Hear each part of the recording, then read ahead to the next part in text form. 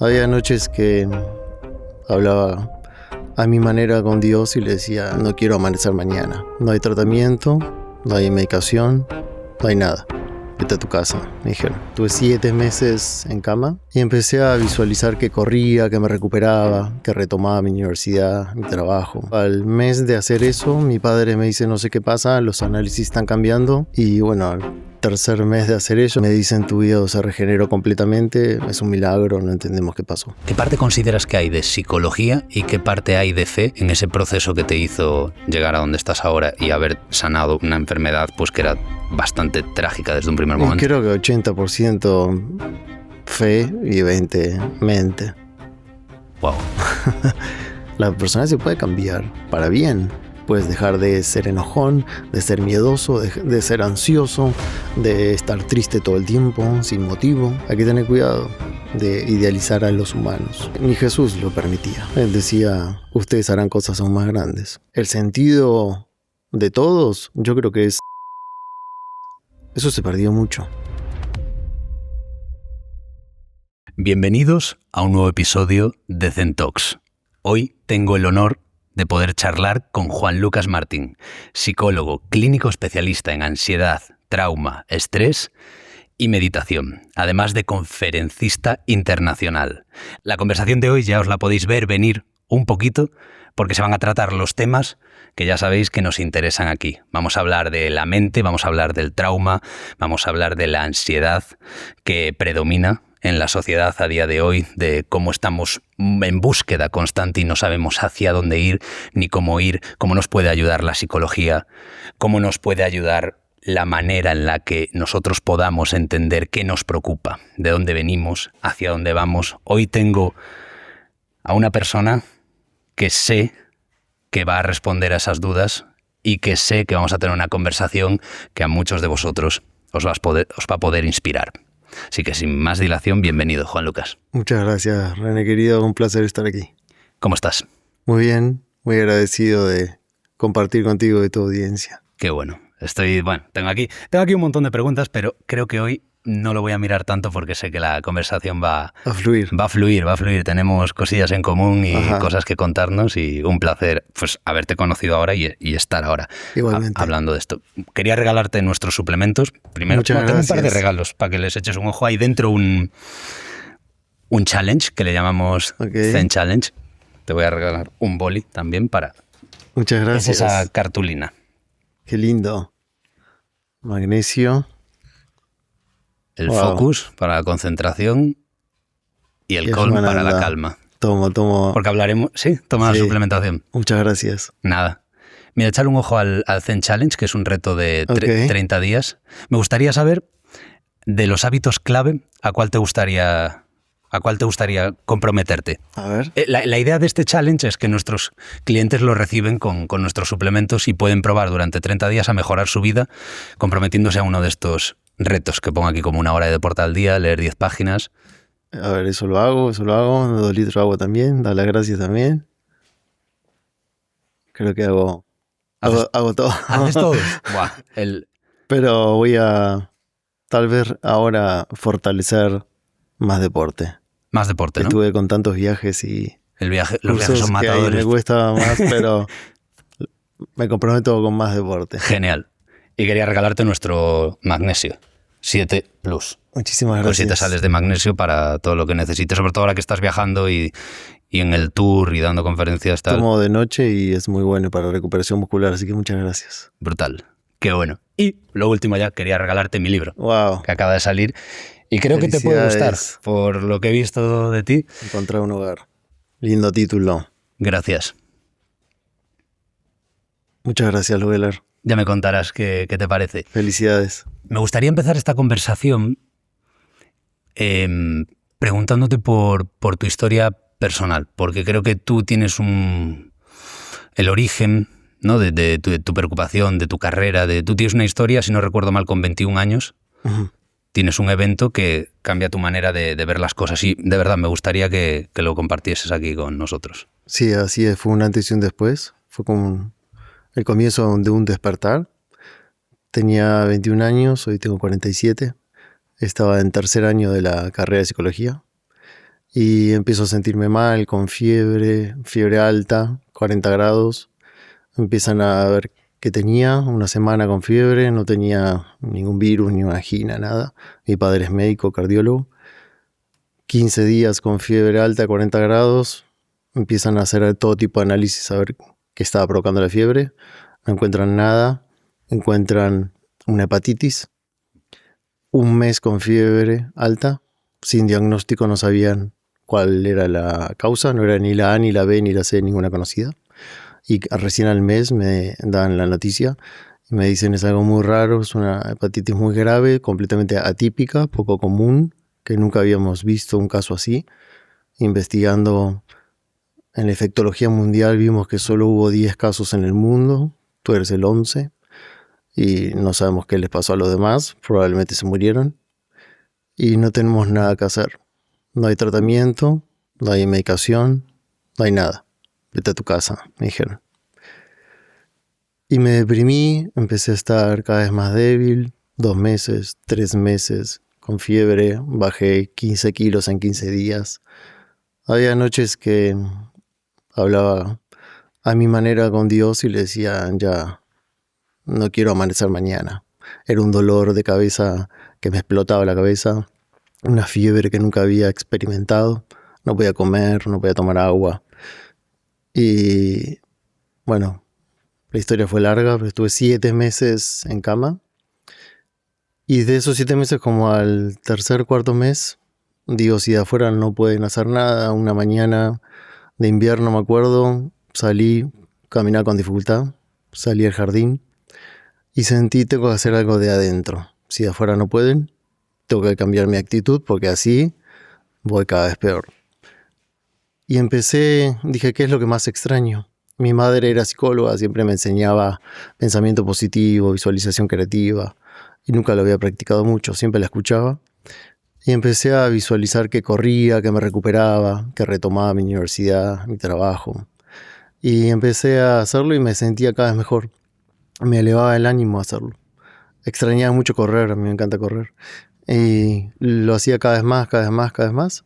Bueno, cuento corto, al mes de hacer eso, mi padre me dice, no sé qué pasa, los análisis están cambiando, tu hígado se está recuperando, están dando mejores los análisis. No dije nada porque no me iban a prestar atención. Esto fue hace mucho, los paradigmas eran más cerrados en esa época. Claro. Y empecé a hacerlo cada vez más, cada vez más, cada vez más. Y bueno, al tercer mes de hacer ello, ya iban como 7 en total. Me dicen tu hígado se regeneró completamente, es un milagro, no entendemos qué pasó. Obviamente estaba muy feliz y agradecido, pero me sentía todavía muy mal, empecé a caminar con dificultad, a retomar mi universidad, se me lastimó la columna, porque estuve tanto tiempo en cama sin masa muscular que mis vértebras se desviaron, y ahí empezó todo otro camino, dolor crónico en la columna, en el pecho, y me decían nunca más vas a correr, me decían tienes la columna de un hombre de 65 años, yo tenía 21. Olvídate de correr, olvídate de nadar, olvídate de andar en bici, olvídate de todo lo que hacías. Y dije, si me creo eso, eso va a pasar. Y si el hígado se sanó, también puedo sanar esto. Empecé a estudiar con terapias alternativas, médicos que hacían cosas diferentes. Y practiqué, empecé a correr, a nadar, a andar en bici. Y dije, voy a correr un triatlón. Me decían, estás loco, tu columna se va a destruir, ni vas a llegar. Y lo hice, y después corrí otro y otro y otro. Y bueno, decenas de carreras de 10 kilómetros, medias maratones. Y hoy, 26 años después, no se cumplió nada de eso. Entonces eso me cambió la vida para siempre. Me formé, estudié, me especialicé y empecé a enseñar todas esas técnicas autoaplicables. Es que me parece impresionante la historia porque todos hemos escuchado que la mente hace mucho en un proceso de recuperación de una enfermedad. Y siempre dicen que los enfermos que tienen como más esperanza y tienen una mentalidad más positiva, de alguna manera tienen más posibilidades de llevarlo mejor o incluso sanar antes. ¿Tú consideras que la mentalidad que adoptaste en ese proceso te ayudó a sanar más rápido y te ayudó a sanar del todo? Sí, porque lo sentí. Sentí cuando yo cambié mi actitud interna y recuperé la esperanza, como dices, la fe de, bueno, no, todos me dicen que no, pero yo sé que algo va a pasar, no sé qué. Y las emociones y los pensamientos positivos de verme recuperado, por supuesto, hoy lo entiendo, hoy habiendo estudiado epigenética, visualización creativa, el impacto que tiene en la neurobiología, todo lo que pensamos y sentimos, hoy entiendo por qué pasó. Sumado a mí me gusta decirle Dios, a esa energía que nos dio la vida, también puede reparar. Por supuesto, para mí es muy importante eso.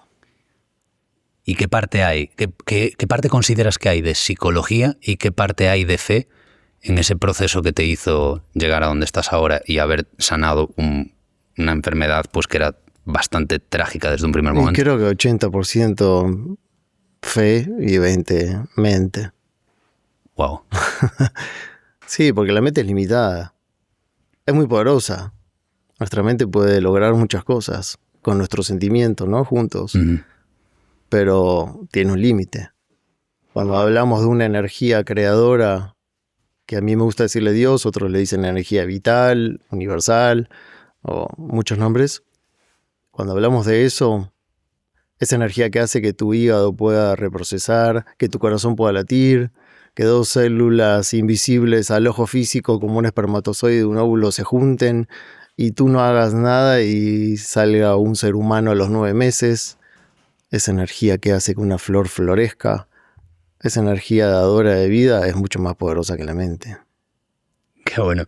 Es que de hecho, te comentaba antes que ayer, casualmente, volvía de viaje desde Coruña y pillé uno de los libros que me compré en algún momento, que no recuerdo cuándo, y el libro es de un psicólogo argentino que se llama David Firman, o David Firman más bien, y el título es La psicología de Dios, y lo estaba ojeando por encima, no lo puedo recomendar porque no lo he leído, pero él, básicamente, la propuesta, la tesis del libro es que durante mucho tiempo a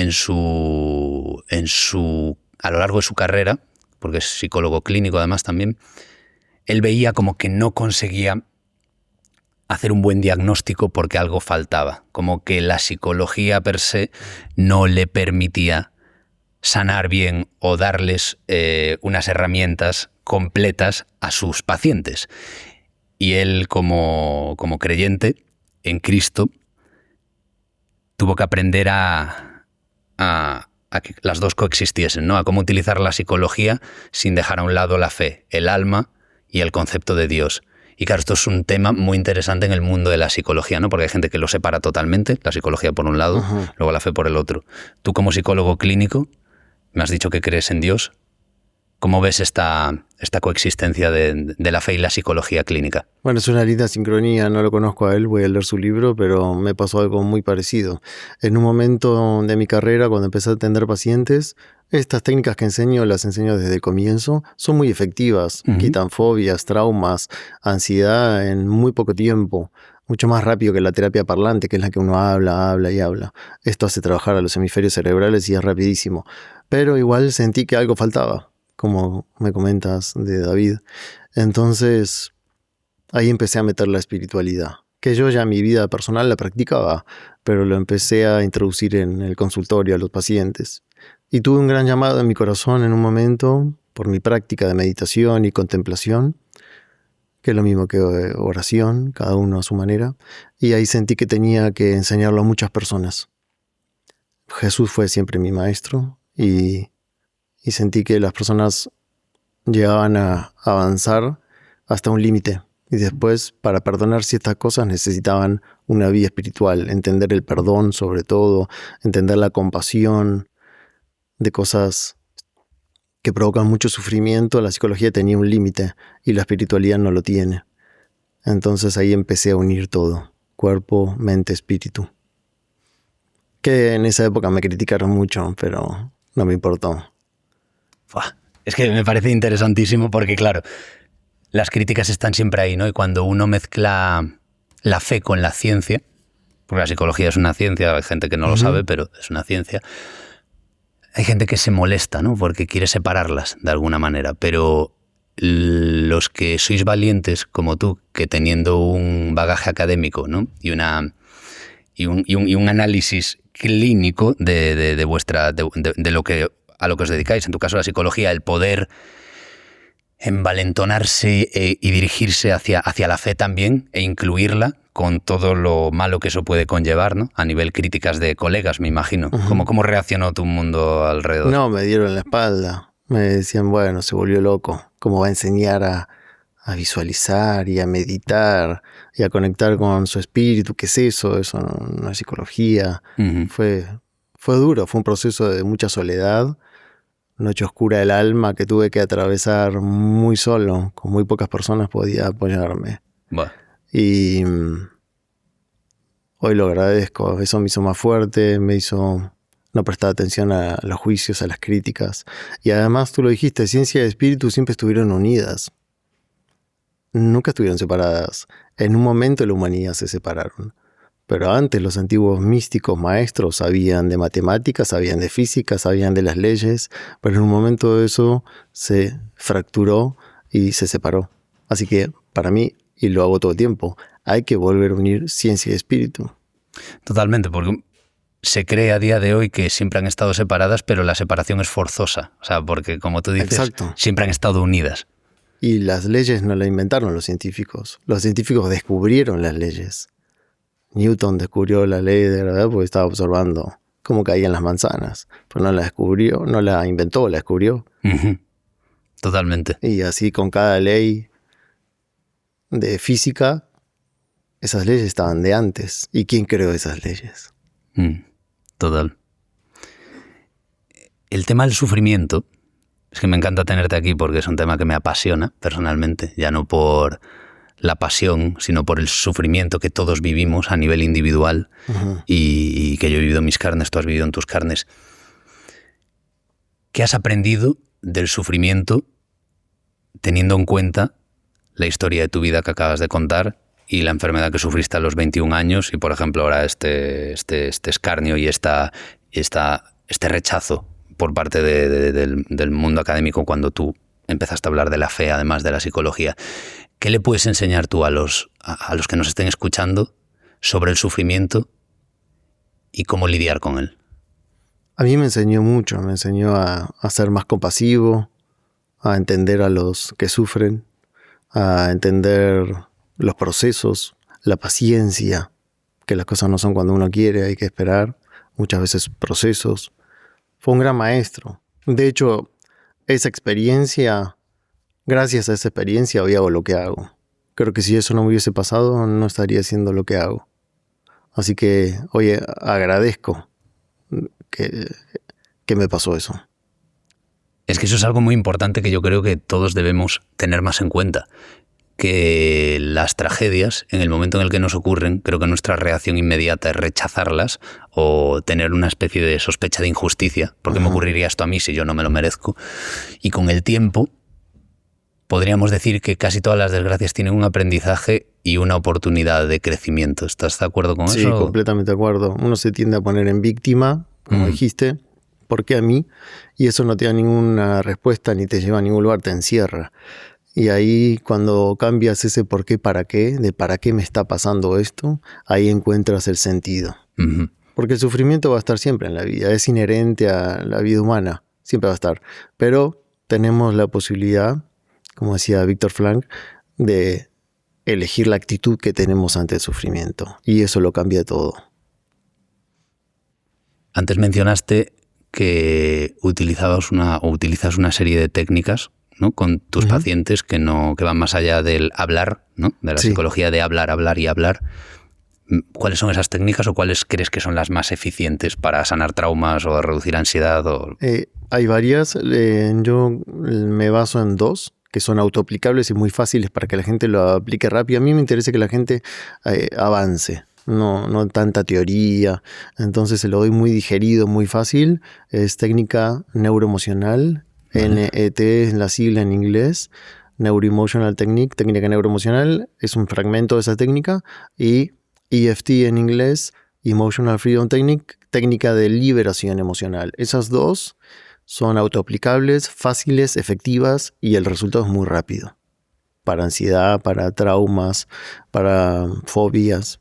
Uh-huh. ¿Y podrías explicarme más o menos? Yo las desconozco. Entiendo que es un tema extenso y profundo y que Sí. lleva tal, pero ¿cuáles son los efectos que causan y cómo se realizan estas? Hace trabajar a los dos hemisferios cerebrales. El izquierdo es el lógico matemático, que se rige por la lógica, números, lenguaje, Uh-huh. procedimientos racionales. Y el hemisferio derecho no tiene nada que ver, es el emocional, donde están las imágenes cargadas de emoción, las sensaciones físicas de los recuerdos. Y muchas veces se desincronizan esos hemisferios cuando hay un trauma. El trauma se queda en la sensación física, se queda grabado en el cuerpo y las imágenes con emoción en el derecho. Y el izquierdo no puede entender lo que pasó. Entonces queda una ansiedad y un estado de alerta en el sistema nervioso de miedo a que eso que me pasó vuelva a ocurrir. Y ahí cuando empiezan los problemas y los trastornos de ansiedad, como la fobia, los ataques de pánico, ansiedad generalizada y muchos más, miedos. Entonces, estas técnicas, sin hablar, hacen trabajar a los dos hemisferios con una estimulación de unos puntos de acupuntura, sin agujas, con acupresión en diferentes puntos que tienen conexión con la corteza cerebral, que es la parte de arriba de nuestro cerebro. Cuando tú estás concentrado en un miedo que quieres sanar, se enciende la amígdala, porque al pensar en eso cree que está pasando otra vez. El cerebro se cree todo lo que piensas. Si tú piensas en un miedo futuro o algo que dolió del pasado, la amígdala, que es nuestro centro de alarma, se enciende. Y cuando estimulas la corteza cerebral, se va apagando como un incendio y se calma. Y el cerebro dice, aquí no está pasando. Eso ya pasó y estoy a salvo. Entonces, ese se llama reprocesamiento cerebral, hace que el izquierdo entienda que eso pasó, se calmen ambos, derecho e izquierdo, y puedas aprender de eso sin estar en hiperalerta constante. Uh-huh. Eso es como un resumen rápido de lo que hace. Suena como algo que podría venirme bien, porque fíjate que a estas alturas de la vida, voy a cumplir 35 años ahora, y me encuentro muchas veces en una situación en la que estoy en modo flight or fight. Ajá. Y yo soy plenamente consciente de que no hay, o sea, de que mi vida va de maravilla, de que mis expectativas de futuro son buenas, que todo puede ocurrir, ¿no? Pero que me encuentro bien, estoy bien de salud, mi familia me quiere, mi novia me quiere, mis amigos me quieren, y me encuentro en mi día a día como si tuviese eso que ir al frente a batallar prácticamente. Ajá. Y eso me hace pensar ¿qué me ocurre? Porque a través de la oración pues lo voy trabajando, noto que cada vez es menos, pero que desde un punto de vista de la psicología, para las personas que se sientan parecido a mí, que digan, no tengo problemas reales, Ajá. pero me encuentro tenso y ansioso todo el rato, como si hubiese una amenaza permanente acechándome. Sí, eso que acabas de describir, ese sistema de lucha-huida, es justamente un sistema contra las amenazas posibles o reales. Y prepara el cuerpo para luchar o huir, pelear por tu vida o escapar. Y puede producir taquicardia, puede producir tensión muscular, mala digestión, porque la sangre se va del estómago para ir a las piernas para correr más rápido y a las manos para pelear con más fuerza. Anda. Te puedes poner pálido en tu rostro, porque la sangre se va de ahí para pelear con fuerza y para correr rápido. Entonces, si hay un corte en la pelea, no te desangres, puede haber insomnio. Todo eso son síntomas de estar en lucha-huida. Tú dices, todo está bien, no sé por qué. En esos casos hay que ver en qué momento apareció. A veces pasó algo traumático. Trauma quiere decir herida emocional, así como podemos tener una herida en el cuerpo, una herida en la psiquis, en nuestra alma y en nuestra mente. Entonces queda esa sensación de estar en guardia. Y uno dice, ¿por qué? No lo sé. Bueno, hay que ver y hay técnicas para hacerlo. Después te las puedo enseñar fuera de cámara. Vale. Para llegar al origen y reprocesar eso que pasó que te hizo estar en guardia o en alerta constante. Y desde el punto de vista de la psicología y de las técnicas que tú practicas con tus pacientes, ¿hay esperanza para todas aquellas personas que lleven tanto tiempo acostumbradas a este tipo de sensaciones internas que ya piensen, es imposible no vivir así y no sentir esto? Sí, claro. Hay esperanza y tengo certeza absoluta que los trastornos de ansiedad con una buena terapia, si es que hace falta como complemento, o con la práctica adecuada, se pueden aliviar. A lo largo de mi carrera He visto decenas de miles de personas que lo hacen. Qué bueno. ¿Estás buscando un suplemento que te ayude a mejorar la concentración, la memoria y también te ayuda a reducir el estrés, la fatiga y la ansiedad? Pues ya no tienes que buscar más porque te presento Zen Focus y lo tienes disponible en el link de zenlabs.com en la descripción. Y desde el punto de vista de la psicología me interesa mucho cómo, me voy a poner yo de ejemplo, ¿no? Pero estoy seguro de que también muchísima gente se siente identificada. ¿Por qué tenemos esa predisposición a apalancarnos en lo malo, es decir, en cosas malas que ya sabemos que no nos vienen bien, hábitos, personas, costumbres, antes que tener la valentía suficiente como para afrontar aquellas que intuimos que son buenas para nosotros, ciertos cambios, ciertos hábitos nuevos? Porque a veces nos hacemos rehenes de nuestro propio malestar, es decir, como que nos gusta más lo malo conocido que lo bueno por conocer. Eso responde a algo biológico de nuestro cerebro, que es para que sobrevivamos más tiempo. Se llama fenómeno negativista, lo que acabas de describir. Vale. De por qué pensamos más en lo negativo, es más fácil pensar en la posibilidad negativa que en la positiva. Para que sobrevivas más tiempo. Porque no estamos preparados para ser felices, tenemos la maquinaria perfecta, pero nuestro cerebro no le sale fácil ser feliz, le sale sobrevivir. Entonces siempre piensa en los peligros inminentes para que puedas estar alerta. Es la parte más, se llama cerebro reptiliano, la más antigua que tenemos. Entonces, si piensa lo lindo, puede haber un riesgo ahí. Si va a lo malo conocido, como dijiste, dice, acá hay menos riesgo. No me hace bien, no me gusta tanto como un trabajo, por ejemplo. Hay gente que no quiere cambiar de trabajo, aunque odie el trabajo presente. Pero le da miedo, entonces el cerebro siempre va a tender a pensar, no, ahí hay riesgo. Mejor quédate aquí, aunque no te guste. Eso por un lado. Entonces hay que entrenar para que piense en positivo y que le guste la felicidad. Tenemos la química preparada, pero hay que entrenarla. Y 2, porque somos adictos a las emociones que nos dan química negativa por costumbre. Así como uno puede hacerse adicto a una droga externa y las células tienen abstinencia y te piden más. Bueno, esto es igual, pero es un proceso interno. Esto lo escribió una gran médica, Candace Pert, en la década del 70 en Estados Unidos. Descubrió las peptinas, como los neuropéptidos son muy adictivos. Entonces tú tienes un ataque de ira o de miedo, muchos años seguidos, siempre las mismas emociones, casi siempre tenemos las mismas emociones. Y las células se acostumbran a esa química. Y cuando luego pasa esa emoción fuerte, sea miedo, enojo, victimismo o lo que sea, la célula entra en abstinencia y se acostumbró, entonces pide más de eso. Y es tan fuerte que tú puedes empezar a pensar, estás tranquilo y puedes empezar a pensar en negativo porque las células están pidiendo química de miedo. Qué interesante. Es un círculo vicioso. De hecho, es el mismo proceso que una droga externa, pero interna. Si uno conoce eso, dice, puedo cambiar mi personalidad. La personalidad se puede cambiar para bien. Puedes dejar de ser enojón, de ser miedoso, de ser ansioso, de estar triste todo el tiempo, sin motivo. Eso es muy interesante, o sea, es algo muy es evidente, pero es algo que muchas veces olvidamos, ¿no? Que la gente suele decir mucho, no, yo es que soy como soy. Ajá, porque parte de la psicología cometió el error de decir la personalidad no cambia. Entonces mucha gente se escuda sin saberlo, ¿no? Con buena intención, sin mala intención, dice, bueno, yo soy así, me quieres o no me quieres, no voy a cambiar. Y mi padre era así, y mi abuelo era así, y así somos en la familia.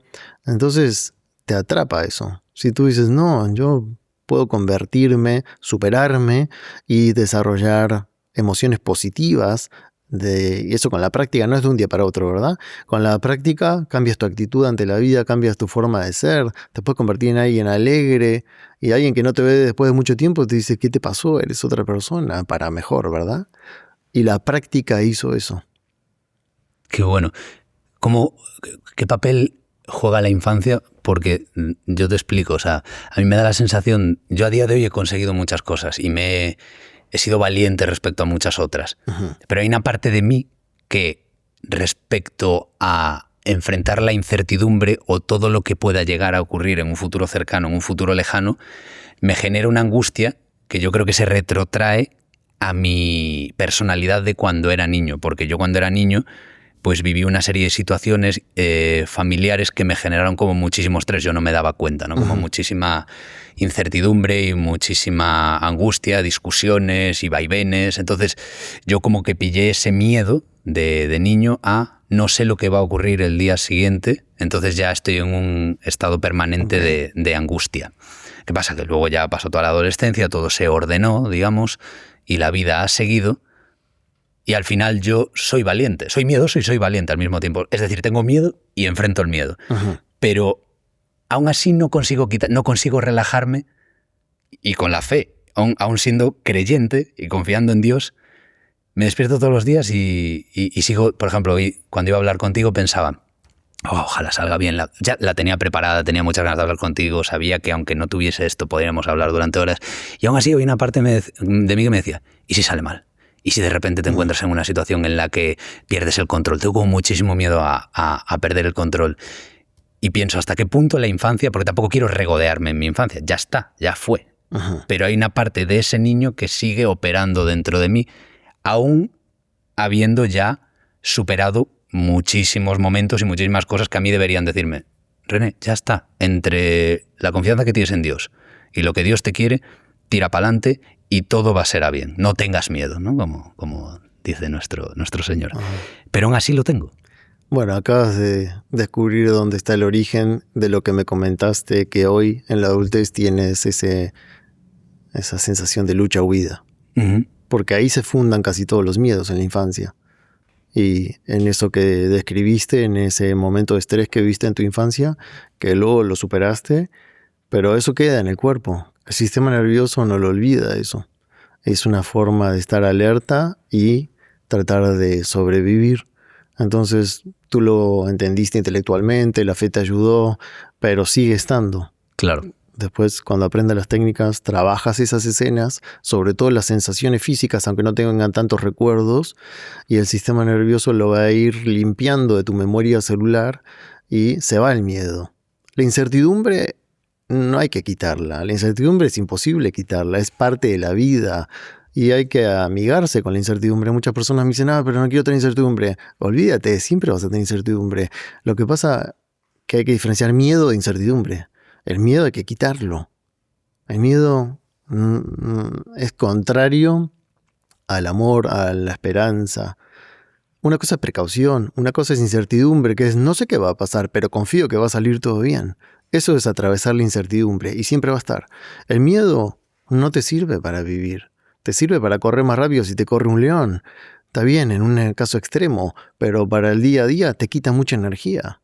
Lo que acabas de compartir. Totalmente. Es decir, si sale mal, todos esos pensamientos catastróficos que tenemos cuando hubo un trauma y no lo resolvimos, no te das cuenta, pero inconscientemente el cerebro está pensando todo el tiempo, y si sale mal, y si sale mal, y si no sé hacerlo. Eso te desgasta mucho. Cuando lo quitas, ahí te das cuenta toda la energía que te sacaba tener miedos. Es increíble que menciones eso, porque incluso sin saber cómo se siente, habiéndome liberado de ello, porque no lo he hecho del todo, soy consciente de la cantidad de recursos cognitivos que me tira. O sea, exacto. Es como tener procesos en un segundo plano corriendo todo el rato. Exactamente. Eso, así es como lo acabas de escribir. Es como una cinta sin fin en un segundo plano, como las aplicaciones del celular que quedaron abiertas en el segundo plano y te gastan batería. Es lo mismo. Eso es el inconsciente. Todo el tiempo pensando lo catastrófico. Puedes seguir con tu vida, puedes ser funcional, puedes hacer tu podcast, puedes hacer tus cosas, sí, pero te está sacando mucha energía. Cuando lo reproceses, toda esa energía la vas a usar para tus procesos creativos, para escribir más libros, para funcionar mejor. Es que es importante alcanzar ese estado de relajación. La gente habla mucho también del estado de flow, y hace poco un amigo mío se refirió a él como estado de gracia, ¿no? Uh-huh. El tener la capacidad de vivir tu día a día en un estado de tranquilidad respecto a de confianza. Ajá. Y que eso te permite, pues como en todo, en el arte, en el deporte, en las relaciones personales, no estar tenso, ¿no? Como poder fluir, no tener miedo al que dirán, al que pueda salir mal algo. Porque además es el tema de creo que valoramos demasiado las cosas entre o sea, que si son buenas o si son malas en el momento en el que ocurren. Y yo me he dado cuenta que eso es un error. ¿Qué opinas tú como psicólogo de eso? Sí, totalmente, porque a veces juzgas algo como malo y eso es parte del camino para que luego haya un giro y pase otra cosa. Y ahí te das vuelta, miras, se unen los puntos y dices, eso tuvo que pasar para que me pase esta bendición hoy. Claro. Entonces, no hay que juzgar bueno o malo. A veces son aprendizajes que son tormentas y uno dice, ¿por qué está pasando esto? ¿Para qué estoy? No lo sé, pero cuando lo atraviese voy a entender y lo entiendes más tarde. Y para el que nos esté viendo, ¿cómo puede encontrar una persona el sentido de su vida en medio de toda esa tormenta de quehaceres mundanos, de traumas no resueltos y de ansiedades respecto al futuro? Y bueno, hay que apagar el ruido, hay que entrar en silencio un rato por día, porque si no, es justo creo que el mal de hoy en día, tanto estímulo, tantas pantallas, tanta competencia, tanta comparación, tanta ansiedad, que se nos olvida escuchar lo que verdaderamente sentimos como nuestro camino. Justamente, el sentido. Así se llama mi nuevo curso, de mi nueva gira. Es encontrar el sentido. ¿Y quién te lo puede dar? Nadie, solo tú. ¿Cómo? En silencio. Tienes que escuchar a tu corazón. Darle sentido a lo que dolió y qué sentido tiene en tu vida. Cuando encuentras sentido, no hay nada más reconfortante que le dé paz a un ser humano que decir, esto que estoy haciendo tiene sentido para mí. Pero si no te estás escuchando y todo el tiempo estás corriendo, dices, estoy haciendo un montón de cosas que no tienen sentido. Las hago porque las debo hacer, porque es obligación, compromisos sociales, el trabajo que no me gusta. Y por eso hay tanta insatisfacción. En cambio, si frenas y dices, todo esto no tiene sentido para mí. ¿Y qué tiene sentido? Esto. Bueno, no sé cómo, pero lo voy a hacer. Ahí se abre el camino.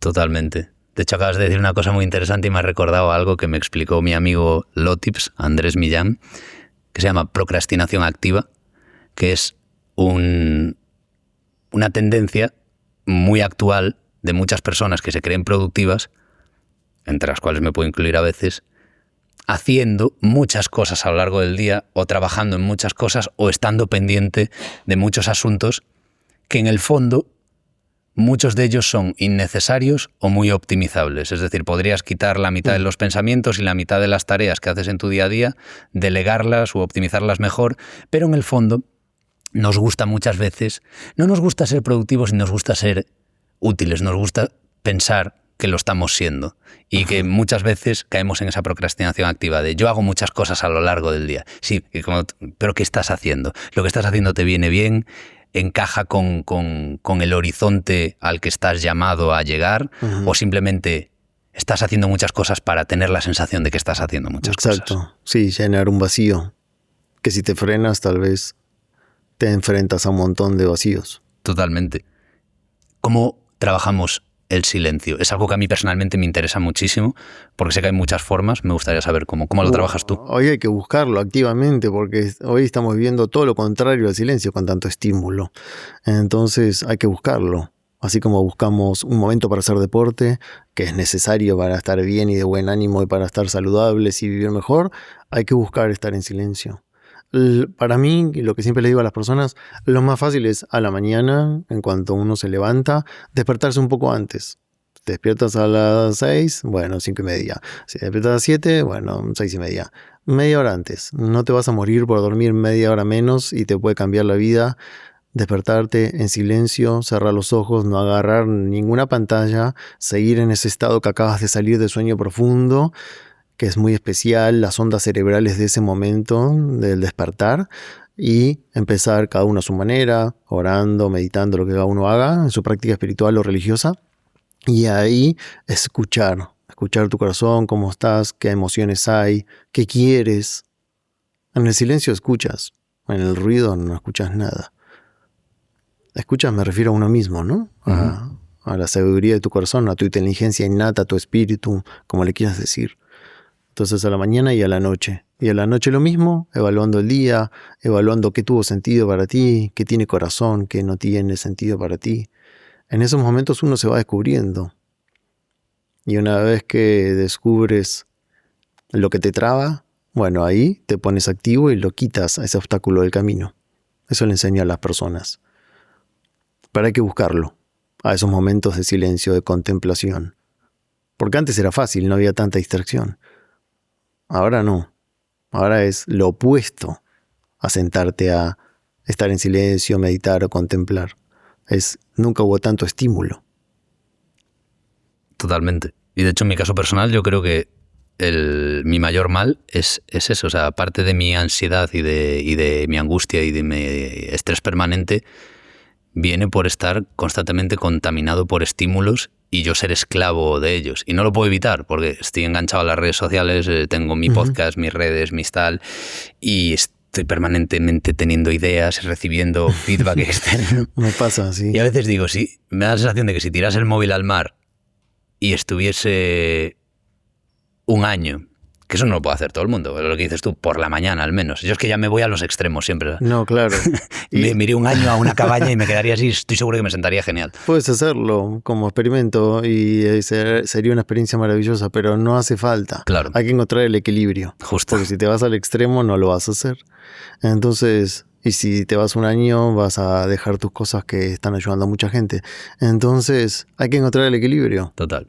Sin claro. Blanco o negro. Justo. Y adaptarse. Son muy útiles. A mí me pasa, me siento identificado con lo que dices. Hay veces que ya es tarde y yo sigo contestando, porque a mí me gusta estar cerca de la gente. Y si alguien me escribe, me quiero suicidar, yo no me puedo ir a dormir. Entonces, te entiendo y es difícil desengancharse, porque uno se queda enganchado con ideas, con cosas que te vienen de inspiración para seguir aportando. Pero bueno, también como la máscara oxígeno del avión. Primero te la pones tú y después asistes a otro. Si tú no estás bien, no puedes asistir a nadie. Entonces hay que frenar y decir, bueno, mi vida es servir, pero también yo tengo que estar bien y cortar. Es difícil, ¿eh? A mí también me cuesta.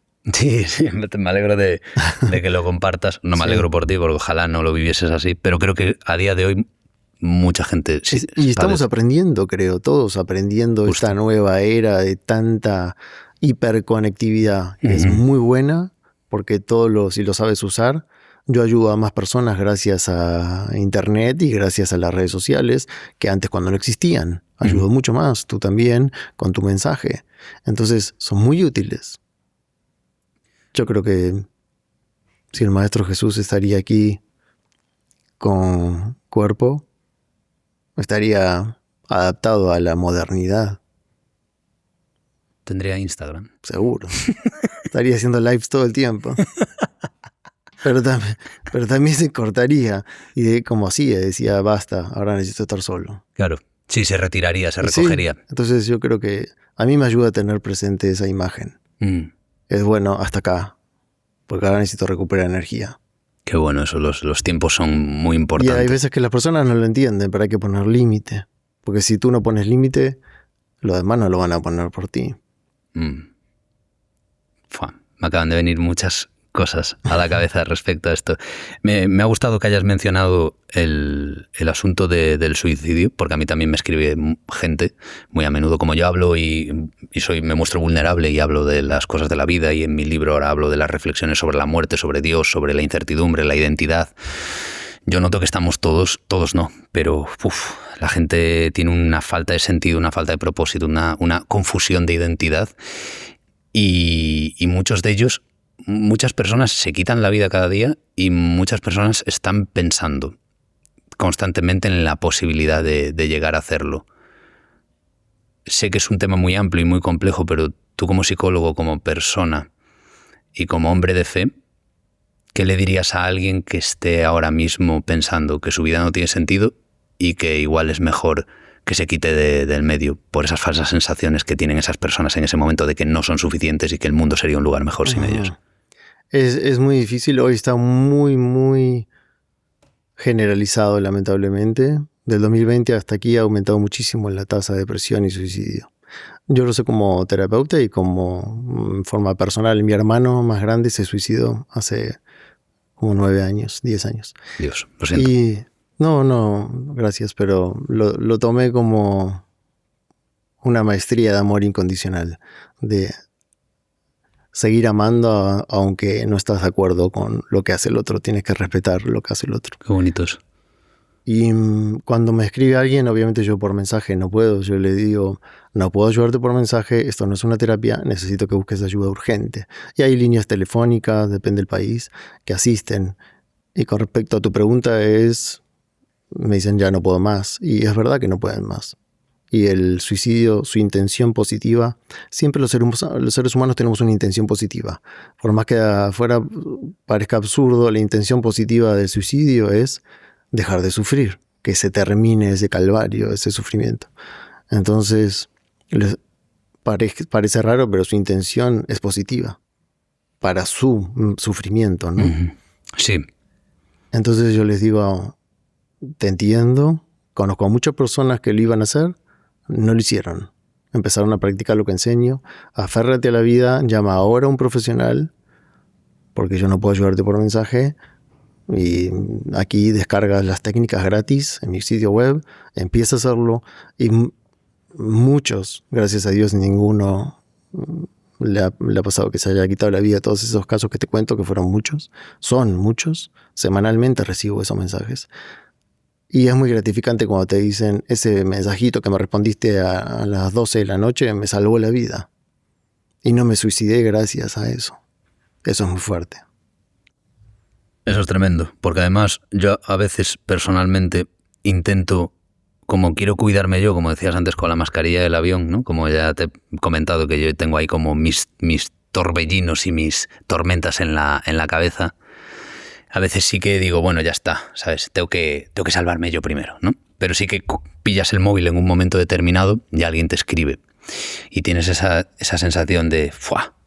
Es que igual le puedo cambiar, no desde el punto de vista del Salvador, sino el punto de vista de devolverle al mundo la belleza de la vida. Es decir, tú estás aquí vivo, tienes muchas cosas que agradecer. Normalmente yo no lo hago tanto como debería. Digo, qué mínimo que si alguien está desesperado y me contacta, poder al menos compartir unas palabras con él para al menos intentarlo, ¿no? Como me gustaría que me ocurriese a mí, como mucha gente me ha ayudado a mí.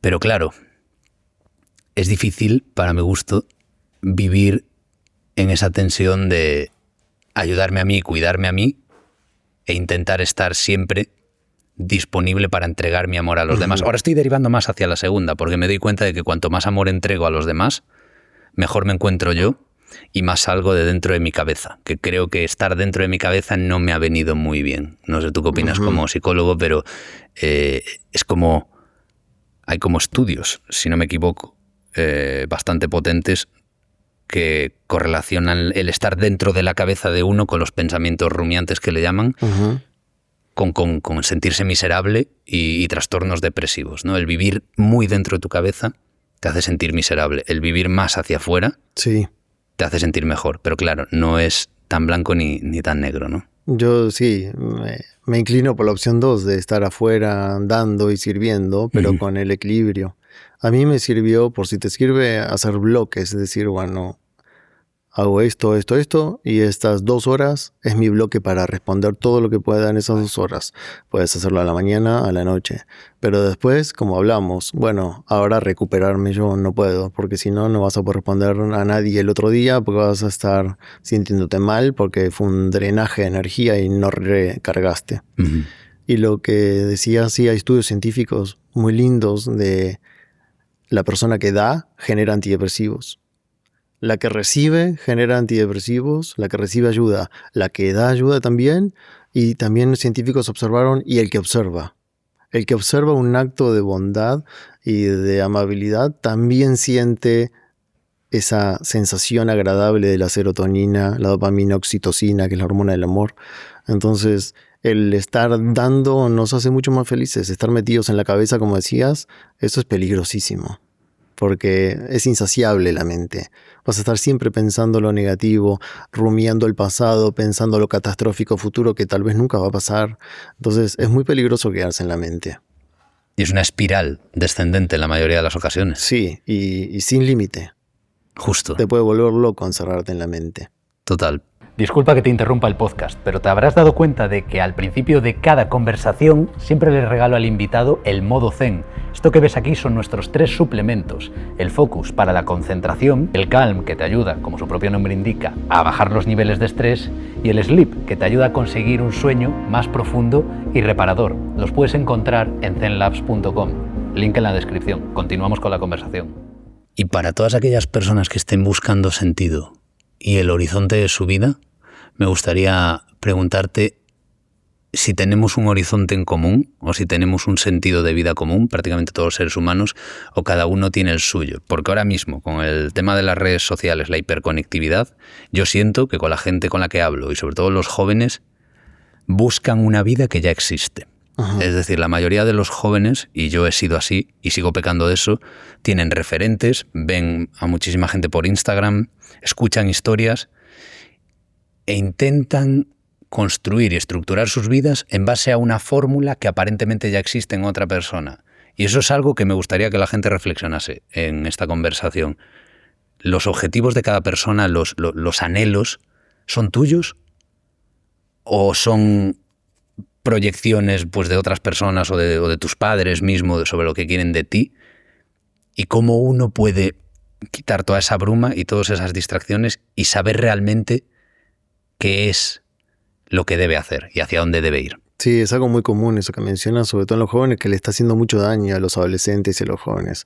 El comprar una vida que le están vendiendo, que encima casi siempre no es verdad, porque todo lo que muestran muchas personas en redes sociales, ese mundo ideal, no es así. Eso es una postura para vender productos o para estar ahí en su imagen mostrando la felicidad, el dinero, el éxito. Y eso es muy peligroso, pues se lo están creyendo. Yo escucho jóvenes de 20 años que están frustrados y yo le digo, ¿qué te pasa? Es que todavía no soy millonario como estos que estoy viendo. Le digo, ¿pero tú te creíste que es así? Sí, claro, tiene 23 años y ya ganó $1 millón vendiendo no sé qué. A ver, espera, eso probablemente sí le pasará a algunos, no es lo normal. Hay procesos. Y están deprimidos porque no lograron lo que su influencer favorito logró. O no tienen la audiencia que quieren. Es paciencia. Lo que pasa es que no saben lo que es el proceso. Nacieron con una inmediatez que de verdad no la conocen. Necesitan todo urgente. Entonces no saben lo que es un proceso. No saben lo que es trabajar con esfuerzo consciente y paciencia hasta que algo suceda. No lo conocen. Entonces, como compran esa idea, aparece el vacío y la depresión. Hasta el suicidio. Hoy hay jóvenes que se suicidan. Antes no pasaba eso. Yo me entero de adolescentes, preadolescentes, suicidan preadolescentes. En mi vida, en mi carrera, había visto eso. Entonces, es muy peligroso. ¿Cómo, respecto a tu pregunta, cómo lidiar con eso? Lo mismo que hablábamos hace un rato. Quitar eso, volver a la naturaleza, volver a una vida espiritual, sea como quieras practicarla, volver al grupo humano sin los teléfonos, a interactuar, a enfrentarte con tu ansiedad. Después tienen fobia social, no pueden ni hablar. Si no tienen el teléfono en la mano, no pueden ni hablar cuando se juntan. Entonces, el sentido de todos, yo creo que es amar y ser felices. Eso se perdió mucho. Y otro sentido muy en común para mí que tenemos los seres humanos es la compasión. Somos seres compasivos. No nos gusta que el otro sufra, pero nos crea una coraza que nos volvimos indiferentes. Hay que recuperar la compasión, que es el deseo de que el otro deje de sufrir. Yo dejar de sufrir y que los demás también. Qué bueno eso que has dicho, porque además cuando dicen que la terapia es muy importante o muy necesaria o muy útil para todos aquellos que sufren, así como lo son los vínculos con la gente de su alrededor, es porque en el fondo creo que se ha llegado a un punto, donde estamos ahora mismo, en el que la gente se cree que sufre por sí misma y para sí misma, como que sus problemas no tienen nada que ver con los del resto, ¿no? Como que se encierran en sí mismos, y a mí eso me ha llegado a pasar también. Entonces, lo que ocurre ahí es que tú creas una distancia más acentuada entre tú y el mundo, cuando la realidad es otra muy distinta. La realidad es que alguien como tú puede ayudar a muchísima gente y muchísima gente puede ayudarte a ti, aunque uno esté ahora mismo en un proceso depresivo y horrible y tú, pongamos el ejemplo, estás en todo lo contrario, un momento feliz, de tranquilidad, de trabajo personal, de entender muy bien en plan cómo es tu cabeza. Y creo que es importante que la gente entienda que debemos estar más juntos en el sentido de si consideras que te viene bien empezar en terapia, infórmate bien y dale, no pienses que te van a criticar, que te van a cuestionar, que te van a juzgar. Y si lo hacen, no te preocupes, porque en el momento en el que tú te estás planteando ir a terapia, ya hay millones de personas que están yendo a terapia y que han cambiado sus vidas, simplemente no te lo están contando, pero ellos han sufrido de lo mismo que tú, siguen sufriendo lo mismo que tú. Y creo que es importante para no sentirnos tan solos, porque cuando uno sufre, en el fondo se autoconvence de que está sufriendo solo, y es un sufrimiento prácticamente universal. Así es, y estamos todos en el mismo barco, todos estamos aprendiendo, y siempre va a haber algo que nos duela, pero tenemos la posibilidad de aprender herramientas, ser fuertes, y la actitud frente a las cosas que nos vayan pasando, eso sí puede cambiar. Entonces, que no todo te haga sufrir, pero todos tenemos, a mí me gusta decirle maestrías, oportunidad de maestrías en vez de problemas. Es decir, esto es una oportunidad de maestría. ¿Por qué? Porque me da la oportunidad de que sea más maestro de mí mismo. Nadie lo va a venir a resolver por mí. De hecho, yo a las personas en los cursos les digo, yo soy igual a ustedes. Y porque enseñe esto no quiere decir que tengo todo resuelto y que mis emociones están todo el tiempo tranquilas y soy un monje zen, para nada. Yo me enojo, me frustro, pierdo la impaciencia, me molesta cuando alguien interrumpe mi misión con distracciones o mediocridad. Soy exigente porque tengo una responsabilidad enorme. Entonces yo le digo a las personas, yo practico lo mismo que les enseño. Y a veces estoy en un curso y le digo, oye, a la mañana, no, si me veían cómo estaba, no iban a venir al curso, porque estaba súper enojado. Pero practiqué 4 horas, me encerré en mi habitación de hotel y le dije a mi divinidad, mi espíritu, le ganas a mi ego. Y practico. Y después estoy feliz y preparado con una maestría superada. Qué bueno eso que acabas de decir. Y qué importante, ¿no? El decirle a la gente y recordarle a la gente que todos somos iguales en el fondo. Claro. Y es muy peligroso eso porque la gente tiende a idealizar afuera. Mogollón. Y eso es muy peligroso. Mogollón. Y el ego del que acepta eso también es peligroso para el ego de esa persona. Entonces hay que tener cuidado de idealizar a los humanos. Importante eso. Ni Jesús lo permitía. Sí, la idolatría, claro. Él decía, ustedes harán cosas aún más grandes. Entonces, hay que tener cuidado con eso. De quienes están más avanzados o menos avanzados. Todos somos iguales. En apariencia a veces no parece. Estamos todos aprendiendo. Totalmente. Encima nos distrae mucho, yo creo, el tema de las figuras públicas. Hablaría de futbolistas, cantantes, luchadores y algunos... Pues todo tipo, yo podría incluirme ahí. A mí hay veces que la gente me dice, Warren, es que me gustaría ser como tú. Y nunca tengo tiempo para expresarme en plan, no. O sea, no primero porque yo ya soy yo, entonces es casi una ofensa para mí, tú no puedes ser yo, porque yo ya soy yo, a mí déjame en paz, yo ya tengo mi vida con mis problemas y mis angustias y mis puntos fuertes y mis bellezas, pero lo mío ya me cuesta, no me intentes tú usurpar, y por ti. O sea, tú no quieres ser yo, porque para empezar no sabes lo que es, no sabes lo que es vivir dentro de mí, entonces tú lo que tienes que ser es tú. Y claro, yo desde el punto de vista de la fe digo, tú lo que tienes que intentar es ser Jesús, o sea, acercarte lo máximo posible a Él, a nivel espiritual, conceptual, decir, ¿qué haría Jesús en esta situación? Ahí sí. Y muchos chavales se confunden y pasan esas épocas se desviven por el cantante que viene ahora a dar un concierto de no sé qué, por el luchador de turno, por el futbolista, por el actor. Quiero ser como él. Y piensas, Dios, qué planteamiento más estúpido, porque él ya es él. Primero, le provocaría rechazo si se enterase de que tú quieres ser como él porque le estás intentando robar algo que es suyo. Y segundo, tú no vas a poder ser feliz siendo alguien que no seas tú mismo. Es decir, y ya no, desde mi punto de vista, ya ni tú mismo de lo que tú te has querido que debes ser, sino lo que Dios quiere que tú seas. Totalmente. Lo que pasa es que idealizan porque, bueno, ven una cualidad positiva en el cantante o en el que sea, y se proyectan ahí, les gusta y dicen, quiero ser como él. Después también está la frustración, porque después ven una parte oscura de ese artista, de que no se sacó una foto como le hubiese gustado, los trató mal porque estaba apurado, porque se quería ir rápido, y ahí viene la desilusión, el enojo, eso por haber idealizado. Entonces yo siempre les digo, si quieres idealizar a alguien, idealiza a un maestro que ya logró esta tarea y ascendió como a Jesús, no a un humano. Si tienes este cuerpo, sos igual a todos. Qué bueno eso.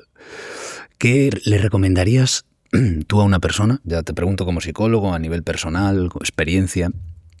¿Qué le recomendarías a una persona que vive bajo un estrés, un trauma, una ansiedad constante? ¿Cuál sería para ti una rutina diaria de pequeños detalles que podrían al menos darle algo de respiro para ya iniciar terapia o empezar a reflotar? Ok. Lo más fácil y gratis, despertarse en la mañana y agradecer. Eso lo digo siempre. Vale. En 3-4 minutos que cierren los ojos y agradezcas lo que antes creías que es obvio y no es obvio, como amanecer con vida, como tener aire en tus pulmones, como tener 2 piernas para ir caminando a cepillarte los dientes, tener agua potable, tener agua caliente, tener un techo, tener comida. Eso que damos por obvio a veces y ni lo agradeces, eso no es obvio. Entonces, agradecer de lo pequeño a lo grande. 2, deporte. Aunque no tengas ganas, aunque tengas pereza, salir a caminar, salir a trotar. Si tienes una bici, andar en bici, moverte, caminar por un parque, naturaleza y deporte. Esos antidepresivos naturales. Baja la ansiedad y te eleva el ánimo. Meditar, contemplar. ¿Tú diferencias la meditación de la oración o para ti es lo mismo? Para mí es lo mismo, en realidad. Meditar es estar atento a algo. Tú puedes estar respirando 20 minutos y eso fue una meditación. De hecho, las meditaciones más básicas y la base de la meditación es estar atento a un estímulo. Por ejemplo, lo más fácil es la respiración. Entonces la mente se calma, la ansiedad se calma y el sistema nervioso se calma. Porque no estás pensando en otra cosa, estás en la respiración. Pero la contemplación o oración contemplativa, por ejemplo, tú estás contemplando a Jesús, a tu Espíritu Santo, a una imagen. Y entonces, en definitiva, es un estado meditativo. Tú puedes hacer una caminata en el bosque contemplando los árboles sin estar pensando en nada y eso es una meditación activa. Y es un estado de comunión, de unión, de oración. Uh-huh. He escuchado hablar a bastantes psicólogos de la importancia de hablarse bien a uno mismo. Sí, es clave. Porque la gente, y me incluyo, estamos acostumbrados a maltratarnos psicológicamente. Sí, es que como sufrimos en la infancia casi siempre, rechazo, abandono, no nos sentimos queridos como nos hubiese gustado habernos sentido. Entonces hubo abandonos, aunque tal vez no fue un abandono real físico, emocionalmente hay heridas de abandono por no haberme sentido tan querido como quisiera. Sufrimos todo tipo de abusos, físico, psicológico, verbal. Todas esas heridas quedan en la autoestima. Por más que hayas crecido más o menos bien y funcional, quedan. Entonces se internaliza ese diálogo. No me lo merezco, no soy tan bueno, esto es demasiado bueno para mí. Toda esa autoestima dañada queda como ese diálogo interior, sobre todo de culpa, de no me lo merezco, de no merecimiento. Entonces hay que trabajarlo, eso es muy importante. Porque el diálogo interno hace que tu química cerebral cambie, hace que tu estado de ánimo cambie. A eso me refería con la compasión. Primero a nosotros y después a los demás. Claro. Y esto se puede trabajar, por ejemplo, eso lo he intentado yo, de intentar ser cada vez más consciente de cómo me hablo y en vez de decirme algo, por ejemplo, algo súper sencillo, no muy extremo, se despierta uno por la mañana y dice, qué cansado estoy, he dormido fatal y eso es que me ha costado tarde otra vez, es que tengo que organizar mis hábitos, es que qué desastre, es que ya empezamos el día con mal pie, es que a ver si recupero esto y aún encima voy a estar de mal humor. Hacer todo esa espiral descendente y limitada, como mencionábamos antes, de absolutas tribulaciones y malestar, decir... Gracias, como decías tú, me ha agradecido, gracias por un nuevo día. Sí, quizás no he dormido lo suficiente, quizás es mi culpa por tener los hábitos completamente desestructurados, pero hey, hoy es una oportunidad para hacer las cosas bien, soy una persona válida, trabajadora y tengo que quererme a mí mismo. Se puede estimular ese cambio a través de ese contraste. Sí, así como lo dijiste, un diálogo interno. Hay un ejercicio muy poderoso, muy simple, que uno dice, es fácil, y no es fácil. Mirarte al espejo a la mañana, a tus ojos, que hagan contacto visual, tu propia mirada en el espejo, y decir, te amo así como eres. Uno dice, sí, lo hago fácil, hazlo. No es nada fácil. Ahí empiezan a salir las sombras, las capas de sufrimiento, de todos los años que nos hemos hablado mal, de ese daño en la autoestima que hemos tenido por las experiencias de la vida. Y cuando lo empiezas a hacer, te empiezas a reconciliar con tus sombras, que son las cosas que no te gustan de ti, empiezas a estar en paz contigo. Y cuando eso sucede, empiezas a estar en paz con los demás. Claro. Si no te reconcilias con tus sombras y contigo, vas a estar peleando con el afuera. El afuera solo es un espejo de lo que tienes dentro. Eso es interesantísimo, porque además a mí me llama mucho la atención la diferencia entre saberte perdonado por Dios, ¿no? Saberte perdonado por Jesús, pero no ser capaz de perdonarte a ti mismo. Que a la vez es una incoherencia, porque si realmente supieses y yo entendiese lo que Cristo hizo por mí, no me quedaría otro, sería hasta una vergüenza por mi parte el no perdonarme yo, pero que Él ya me haya perdonado. Sería una ofensa, ¿no? Como soy capaz de, si creo que lo entiendo y lo vivo y lo siento, ¿cómo no voy a perdonarme yo si Dios me ha perdonado? Pero para mi gusto es difícil. Yo entiendo ahora mismo en este momento de mi vida que Dios me ha perdonado. Y que Jesús se ha sacrificado por nuestros pecados para demostrarnos el amor del Padre. Y aún así yo me despierto y no consigo perdonarme del todo. ¿Cómo se consigue ese perdón definitivo, ¿no? Esa tranquilidad del espíritu? Ese entendimiento que tienes es elevado y es muy bueno y te ayuda mucho en el proceso. El perdón es un proceso, no es un acto racional que uno dice, listo, me voy a perdonar, listo, no. Ojalá fuera tan fácil. Hay que anotar que no te perdonas, cuándo fue, qué pasó, por qué crees que pasó. Primero a ti y después, bueno, yo a las personas les enseño en este proceso del perdón, que es una de las maestrías que enseño, sobre todo en los programas online o en los retiros presenciales que son más largos, les enseño estas técnicas para que se perdonen. Lo primero que les digo es, primero te perdonas tú, no me vengas a hablar de perdonar a otros si tú no te perdonaste. Cuando empieces a perdonarte tú, te vas a dar cuenta que los demás en realidad no te hicieron nada. Son solo un reflejo de lo que tú haces o piensas o parecido.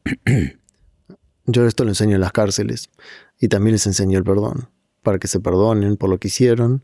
También les enseño a los que están afuera y que le perdonen a los que le hicieron daño que están adentro. Entonces, primero hay que aliviar la emoción. Y después, tú empezaste por lo más difícil, que es entender creo que el gran maestro de la compasión y el perdón y el amor incondicional que fue Jesús. Para mí no hay otro maestro más grande en eso. Entonces, empezaste por lo más elevado. Hay que aliviar la emoción y después entender que si tú haces eso, ya te habían perdonado. Claro. No tenías que pedirle perdón a nadie en realidad. Qué importante eso, porque sí que es cierto que cuanto más intranquilos estamos, más visualizamos los fallos o los errores o las ofensas de los demás. Una persona tranquila que se ha perdonado, que sabe dónde falla y dónde no, que tiene esa tranquilidad, esa incertidumbre sana, que no tiene miedo. Si alguien le produce una ofensa, o alguien le insulta, o alguien no se comporta como debería, esas personas no suelen reaccionar tanto y suelen relativizarlo mucho porque están bien. Sin embargo, es cierto, y yo he estado en ambos lados del espectro. Cuando uno está intranquilo por dentro, no se ha perdonado, no sabe muy bien qué le pasa, sueles recibir ese reflejo. Cuando alguien hace algo mal, te duele, te molesta, te angustia de sobremanera, porque es como una especie de recuerdo de lo que tú no has solucionado dentro de ti. Exactamente. De eso hablaba Jung, ese gran psicólogo, cuando hablaba de la sombra. Justo. Que es cuando no te reconcilias con tu sombra, lo que te da rechazo de ti está inconsciente. Es más fácil verlo en lo demás que verlo en ti. Por eso peleas con el afuera. Cuando empiezas a reconciliarte contigo, con tus sombras y te perdonas, lo que te reflejaban los otros ya no te lo reflejan. Y empiezas a ver a los otros con una mirada mucho más benévola. Los otros no cambiaron, cambiaste tú. Lo que pasa que es difícil. Mucho. Porque es mucho más fácil proyectar y señalar y juzgar afuera, diciendo por tu culpa y por la culpa de él o ella, a que decir, no, yo también hice o soy similar. A veces no textual. A veces esto la gente lo saca de contexto y se enoja cuando lo digo en algún podcast o en algún curso, de no, pero a mí me molesta un asesino y yo nunca maté a nadie. No, está bien, no es literal, pero tal vez tú eres agresivo con tu hijo o con tu esposa o con tu compañero de trabajo. No mataste a nadie, pero tal vez pensaste en matarlo en un momento de ira, o el enojo es similar. Así que no es literal, no es que lo que juzgas eres idéntico, no, pero el aspecto, la carga emocional es similar. Es importantísimo. Pero no causa gracia darse cuenta de eso. No. Porque uno dice, wow, soy eso, sí, o parecido. Y ahí empieza el verdadero perdón. Y cuando lo haces, nunca más juzgas. Total. Sientes que no eres nadie para juzgar. Estoy muy de acuerdo. Disculpa que te interrumpa el podcast, pero es probable que conozcas esto. Se llama Zen Challenge y ya hay más de 60.000 personas participando en este reto de 30 días.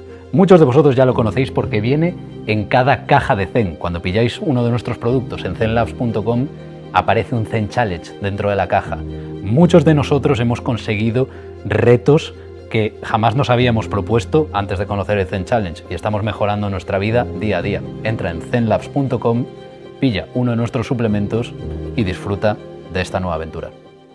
Además, creo que una de las cosas más bestias que yo he dicho públicamente y que cada vez que lo digo me estremezco, pero es algo en lo que creo profundamente, aunque no me guste, es pensar que la diferencia entre mi persona y otras personas que son calificadas como amenazas sociales, personas que han hecho cosas terribles, el ejemplo de un asesino, por ejemplo, el ejemplo voy a poner el ejemplo del asesino. Yo no creo que haya tanta diferencia entre mi persona y un asesino. Yo considero que al ser todos hijos de Dios, lo que ocurre es hay una diferencia de malas decisiones tomadas y de grados. Y eso me ha ayudado mucho a entenderlo, porque cuando te traiciona un amigo, cuando una pareja te falla, cuando tienes un problema grave con otra persona o alguien te hiere, tendemos a pensar, ¿cómo esta persona ha podido hacer esto? ¡Qué horror de persona! Mira cómo de mala es, yo soy bueno. Y en realidad, esa persona es muy similar a ti, simplemente ha tomado muchas más malas decisiones de manera mucho más seguida hasta alcanzar un punto de perversión humana que tú también tienes, pero que tú, por tus circunstancias, por tu psicología, por tu resiliencia, estás manteniendo a raya cada día, tomando buenas decisiones. Pero si te dejases ir, o si te ocurriesen dos palos mal dados, o tuvieses una enfermedad, pues podrías perfectamente empezar a derivar por el otro lado y acabar como acabó esa persona. Completamente, eso le respondo a las personas que me critican cuando voy a las cárceles. Ajá. Si tú hubieses tenido esas circunstancias de vida y ese entorno de violencia, de abuso y de odio extremo en el cual crecieron, tú probablemente, todos, pero al que me critica le digo, tú y yo hubiésemos hecho tal vez algo parecido, de la desesperación, porque no conoces otra cosa. Así que por eso es muy fácil juzgar. Total. Y tal vez no, pero la posibilidad está ahí. Pero la posibilidad está, porque en un minuto a otro uno puede salirse del camino del amor y un ataque de ira o lo que sea, de una emoción negativa, te puede hacer una locura, hacer una locura. Defender a tu hijo, defender a un ser querido, te puede hacer actuar con un instinto animal que si no tienes control puede pasar. Entonces es muy fácil juzgar, pero hay que entender el contexto, el entorno, la historia. Y que la gente confunde la compasión con la justificación. Por ejemplo, ahora alguien nos estará escuchando y dirá, no, pero es que es terrible. No, es terrible y no es justificable bajo ningún concepto. Por supuesto. Y el rechazo yo lo siento respecto a todas las personas que cometen actos atroces, por supuesto. Pero sí que es cierto que si tú conoces la historia de alguien... Si tú conoces la historia de alguien que te cae muy mal, ya no hablo de un asesino. Yo creo que es una teoría que se cumple. La típica persona que te cae pesada, que te molesta, que te angustia, que es un familiar, no sé qué. Si realmente conocieses si él pudiese contarte lo que vivió de pequeño y qué le llevó a llegar a ser así, no te quedaría otro remedio que aprender a amarlo y sentir compasión y quizás os podríais llegar a llevar bien. Exacto, hasta podría ser tu amigo. pero preferimos que no. Y ahí es cuando yo les digo, si tan mal te cae, probablemente tú tengas un aspecto parecido. Justo. Pero no lo reconoces en ti, lo reconoces en él o ella. Total. Entonces, esos maestros, entre comillas, que son los que nos caen mal, son maestros para mostrarnos nuestras zonas sombrías, nuestras cosas a sanar. Entonces, les terminas agradeciendo. Qué bueno verlo así, ¿no? De verdad, a mí yo lo he pensado mucho y lo he reflexionado, pero aún así me viene bien recordarlo porque la inercia natural es al rechazo y al no quiero saber nada de esto. Rechazo y juicio. Justo. Es lo más fácil. Sí. Y eso nos enseñaron en realidad, juzgar a lo diferente. Total. O lo que no va en la línea de tus valores, o tu religión, o tu sistema de creencias. Pero eso es muy limitado, es casi infantil. Muy infantil. Pero nos entrenaron así de niños. Lo que es diferente se juzga. ¿Por qué? Porque es peligroso. Entonces, hay que entrenarlo. Esa mirada más compasiva, benévola, amorosa, no es lo primero que te sale. No. Hay que entrenarlo. Me gustaría preguntarte por la visualización, que lo has mencionado antes y tú lo trabajas, y tengo una idea muy a nivel usuario de lo que podría ser, pero me gustaría que me la explicases. Es muy fácil. Es tener una imagen mental acompañada de un sentimiento agradable. Vale. Por excelencia, la gratitud. Entonces, tú puedes visualizar lo que quieras. Esto se usa en medicina, en psicología, en deporte de alto rendimiento, en el ejército. La visualización es muy útil para llevar tus capacidades a otro nivel y que el cerebro se crea que eso puede pasar y ahí empiezan nuevas posibilidades y nueva química. Producen cambios biológicos en tu sistema. Hormonas de felicidad, le dicen los científicos, antidepresivos naturales. Si tú te visualizas en lo que quieras lograr, la meta, con los ojos cerrados, en calma, le dedicas tiempo a esa imagen y acompañas esa imagen con un sentimiento de gracias porque eso ya está hecho, lo aceptas, el cerebro se cree todo lo que piensas. Si tú piensas algo negativo, un escenario catastrófico que te da miedo, te puede dar taquicardia a los 30 segundos. ¿Pasó? No pasó. ¿Y por qué tienes taquicardia? Porque pensaste que iba a pasar. Bueno, se lo creyó. También se lo cree para el lado bueno. Si tú te ves feliz logrando tu meta y todos los días la practicas y te sientes feliz como si eso ya hubiese ocurrido hoy en la mañana, también se lo cree. Y en vez de liberar química de estrés, libera serotonina, oxitocina, dopamina, hormonas que te hacen sentir feliz. Y luego tiene algo, para que la gente lo entienda fácil, una partecita de nuestro sistema nervioso, que se llama sistema de activación reticular ascendente, es como un filtro. Tú dices, quiero esa meta, y la estás visualizando, lo que sea. Un trabajo, una meta deportiva, ganar más dinero, sanarte de algo, lo que sea. El cerebro entiende esa orden y dice, todo lo que no tenga que ver con eso lo voy a descartar. Y lo que tiene que ver con eso, durante el día de hoy, voy a absorberlo. Entonces tú vas viendo todas las cosas que van pasando en tu día a día que te van llevando a esa meta. Un ejemplo fácil, cuando una mujer está embarazada, empieza a ver más embarazadas en la calle. Y dice, ¿cuántas embarazadas hay? No, siempre hubo. Lo que pasa es que ahora tu cerebro está enfocado en ese tema. Por eso percibe más embarazadas. Alguien que dice, me quiero comprar este coche azul, empieza a ver más de ese modelo en la calle. Y dice, ¿cuántos hay? No, siempre hubo. Antes no te interesaba, ahora te interesa. Le diste la orden al cerebro y el cerebro durante el día vio más de ese estímulo. Entonces tenemos la capacidad preparada para visualizar, pero no nos enseñaron cómo hacerlo. Pero eso se entrena y te da muy buenos resultados. Es lo que yo le enseño. Es como casi de las herramientas principales que le enseño a las personas. Porque si no, el cerebro va a tender a pensar lo negativo, por lo que hablábamos hace un rato. Para que sobrevivas más tiempo. Porque estás seteado para lo negativo, no para ser feliz. Tienes que entrenarlo a ser feliz. Siempre le cito la frase de, ya que hoy podemos hablar de Jesús libremente.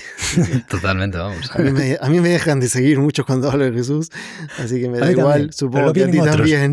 Y exacto, hay muchos más que están esperando que sí creen. En el Evangelio de Marcos 11:24, para mí está todo en esa frase.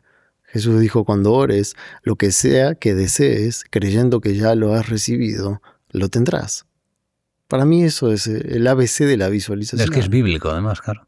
Ahí empezó. Todo lo que los científicos, neurocientíficos hoy te muestran con imágenes, con resonancias, con mapeos cerebrales, lo que provoca la visualización en un deportista y todo, para mí está en esa frase. Es lo que sea.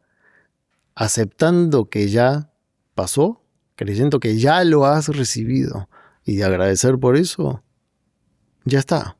Lo que sea de verdad, ¿no? Para tu camino, si es un deseo del ego y un capricho y un apego, seguramente no. O tal vez pase y te haga sufrir. También hay que tener cuidado con lo que deseas. Totalmente. Entonces hay que alinearlo a un bien mayor. Me gustaría esto. Si eso es bueno para mí y para los demás. Claro, el discernimiento, claro. Yo siempre agrego eso, ¿no? Porque si no caes en la trampa del ego de quiero esto. Sí. Y a veces sí lo logras y después te trae un problema haberlo logrado. Porque fue del ego, fue de un capricho tuyo, un apego. Diferente es decir que sea tu voluntad, ¿no? Yo quiero esto, pero si eso es armónico para mi camino. Y a veces pasa mejor de lo que planeabas y a veces no pasa. O pasa mucho más tarde y entiendes por qué. O a veces no pasa y fue una protección. Qué bien lo has explicado.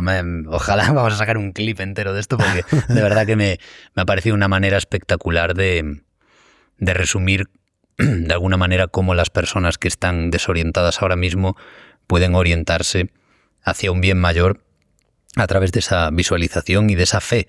Porque es cierto que mientras tú citabas a Mateo, yo digo, claro, es que suena demasiado bien.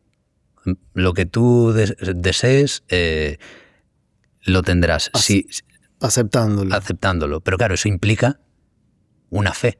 Exacto. Ahí viene la fe. ¿Cómo lo acepto? Y tienes que creer sin verlo. Claro. No importa el cómo. Justo. De eso tú no te encargas. Tú acéptalo. Justo. Eso es lo difícil, soltar el control. Total. Te quería hacer algunas preguntas. No quería meterme mucho en este tema, pero te he escuchado hablar de relaciones, ¿no? De relaciones entre hombres y mujeres, relaciones, matrimonios y noviazgos. Y está el tema del vínculo paterno y el vínculo materno, ¿no? Sí. ¿Cómo afecta el vínculo paterno a las mujeres cuando no lo han sanado? ¿Y cómo afecta el vínculo materno a los hombres cuando no lo han sanado y se juntan con otra mujer? O sea, muchísimo. Afecta muchísimo y es clave. Es una de las cosas principales que les enseño en los programas largos a las personas. Porque ahí aprendiste a relacionarte con todos los demás hombres y mujeres. Claro. Con tu padre te aprendiste a relacionar con todos los demás hombres. Y con el vínculo con tu madre, con las mujeres. Y si hubo fallas en ese vínculo, hubo tristeza, hubo agresión, hubo abandono, tendemos a repetir lo que no está sanado. O repetimos lo que no está sanado, que nos hace sufrir. Y por ejemplo, una mujer que sufrió abandono de su padre tiende a elegir inconscientemente, ¿no? No como masoquista, inconscientemente, vínculos que le hagan sentir lo mismo. Claro. Y siempre las abandonan y nunca las corresponden. O si la maltrató el padre, tienden a vincularse con hombres maltratadores.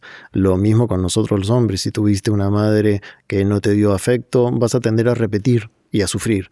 O te vas para el otro polo que tampoco te hace bien. Hay que encontrar el camino del medio, ¿no? El equilibrio. Entonces es muy importante, primero, no echar culpas. Porque echar culpas a tu madre o a tu padre no te va a sanar nada. Es decir, ¿para qué viví eso con mi madre? Para esta fortaleza, este don, esta virtud, y no repetirlo.